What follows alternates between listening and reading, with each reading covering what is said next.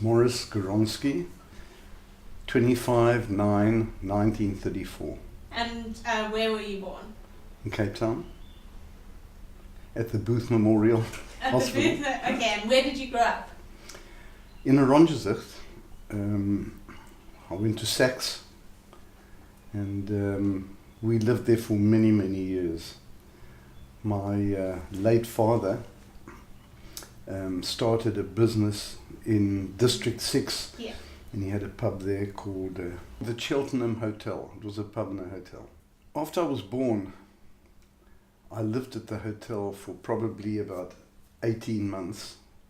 With my mother, we had a room in the hotel. We then moved to Muizenberg.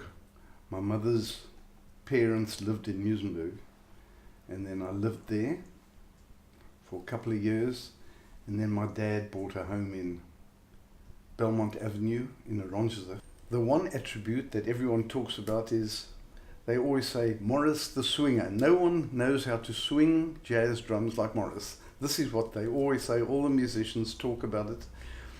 I may not be the best technician in the world, I may not be the best reader of music in the world, but one thing that I've got, if it comes to swinging music, I've got a natural ability to swing. And not that I say so, but they tell me that. So, talking about my musical situation was that my father was a piano player. And although he was a businessman, and every Sunday night, my dad would entertain the family. And we had a very big house in Oranjezicht, and then he'd play the piano, and we had a grand piano there. And they'd all stand behind, the whole crowd singing along, and it was that musical evening. And then I used to take some of the antiques down and put it on the grand piano, and then get sticks from outside. I'd break off sticks from the trees over there and get different sounds and play along with them. That was the beginning. But I loved jazz, and I used to go down to try and buy CDs. No, well, they weren't CDs, they were records in those days, and of all the top jazz musicians. And then I would come home and play these records. My father and mother couldn't understand what sort of music we were playing, because it was so completely different, because that was the age of bebop, and bebop was what turned me on in music. And when I was about 12 years old, I went down with friends of mine to a club called the Navigator's Den. It was right next to the docks, and we'd go down, but they wouldn't let me in because I was too young. So I used to stand outside with friends of mine from school listening. And one evening, some fellas came there from the wrestling club, and I was doing wrestling at that time, and they said, "No, of course you're coming in," and they pulled me in and took me, and I stood next to the bandstand where they were playing, and this actually happened. The drummer got so drunk that he fell off the drum stool, and they were playing without drums, and I picked up a brush of his because I knew how to play, and I just touched the cymbal and played, and then the pianist turned around and said, get on, play. And I said, well, I don't really. He said, no, you do. You're playing exactly what we want to hear. And if you're free on Saturday night, I've got a job for you. And I rushed home about 2 o'clock in the morning and woke my father and said, listen, you've got to buy me a set of drums. I've got a job. And I was 12 years old, you know. I've always felt it's very important over major holidays like Yom Kippur. I would always want to go to shul. I'd like to be part of it because I felt that it was very, very important to me. When Maurice Goldberg came out to South Africa, and this was probably about 15 years ago, we got 5 Jewish guys together. We got Charles Lazar on bass, who's still around. We got Jeff Wiener to vocal, and he died. We got Merton Barrow on piano, who's still around, Maurice Goldberg and myself. And we played on the Bimmer at the Gardens at the Marais Road Shul. Maurice composed a new, now what is the word? When over Yom Kippur, when you come into shul, the first thing that they call nidre. And he composed his arrangement of the Kol Nidre. So we were on the bimah and we played it. And the rabbi emphasized one thing, because the shul was absolutely packed to capacity with people coming to listen to the jazz musicians. And the rabbi said, under no conditions do you play jazz on the bimah. So he said, fine. Maurice, we were thinking how we were going to get away with this whole thing. And Maurice came to a solution. He was talking to the people. He said, by the way, you know, the most famous clarinet player in the world was Benny Goodman. And he had a famous song that he brought out, and I really think it's appropriate for us to play this song. And we played this whole big thing, which was a drum thing, you know, and that people stood and they cheered and so on. Well, the rest is history, you know. And Maurice and I sort of worked a lot together in London. And then I was working at a club one night. A fellow walked in and he said, stay on drums. And he said, the bass, stay on. He said, I'm going to play a few numbers. And he played. He was a remarkable pianist. And then I found that his name was Dudley Moore. And Dudley Moore was, he'd done a lot of movies. And he was also a virtuoso. He was absolutely an amazing piano player.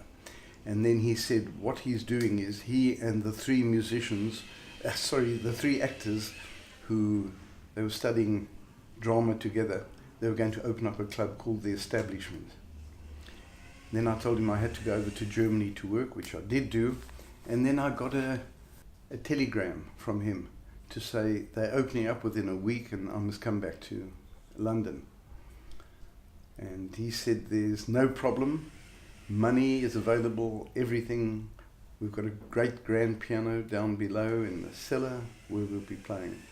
And I got back. I took my drums to The Establishment, and there were guys filming the building and doing sort of write-ups about what's going to happen.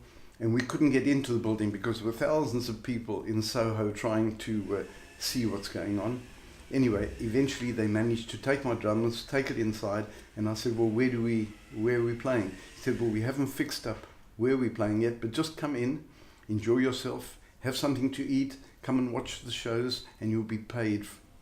And this happened for about 3 weeks. We never played, and we just came in and we ate and we watched shows, and they paid us every week and everything was fine. And then one night I came in there was the grand piano setup, the drums, and then I played there I started off playing with Dudley Moore, and then I left there, and a fellow called Chris Caron took over my place, who ended up working with Dudley for 18 years. But I worked with Dudley for 18 months, and it was absolutely an amazing experience.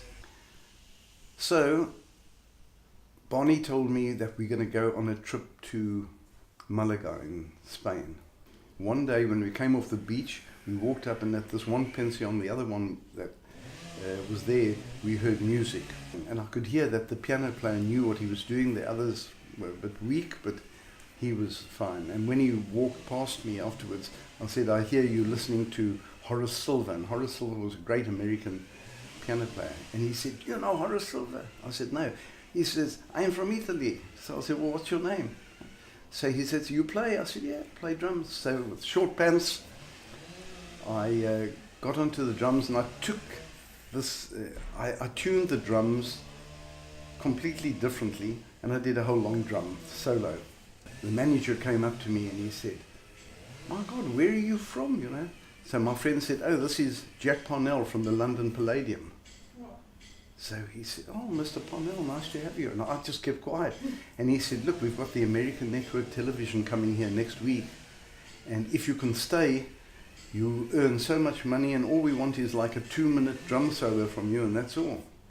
American network television came across, and there Elizabeth Taylor came with Mike Todd Jr., Cary Grant, all these very famous names in those days. and we were introduced to them, and I was introduced as Jack Parnell. Then I did the show. When it was over, a man came up to me, I can't think of his name, I think it was Rosenberg, and he said, by the way, he said, what's your name? So I said, oh, Jack Parnell. He said, no, you're not. So I said, what do you mean I'm not? He said, I know Jack Parnell very well. I said, well, look, I'll tell you what, my name's Maurice Gawronsky, but I come from South Africa, and everyone said I play a lot like Jack Parnell, so they call me Jack Parnell. It's like a pseudonym. Next thing he said to me, look, if ever you come to Copenhagen, please come through, come and see me. Stan Getz is interviewing drummers at the moment. So the next day we left for Copenhagen, and I thought Stan Getz was the best saxophone player in the world. And then I played with him for about 4.5 months and travelled all over Europe, and it was very, very exciting. When I came back, I listened to the musicians and I felt that I didn't think they were of the same class of players as the musicians overseas. But the longer that I stayed here, the more I felt more relaxed playing with them, and I felt that maybe I'd made a mistake. Then I thought, all my friends are married, and what am I going to do? How am I going to start off, and who am I going to meet, and what am I going to do? So I got 3 friends of mine. We found a house in Bredar Street, and we converted it into a little coffee bar, and we called it the Troubadour. And people used to sit on little cushions on the floor, and we'd have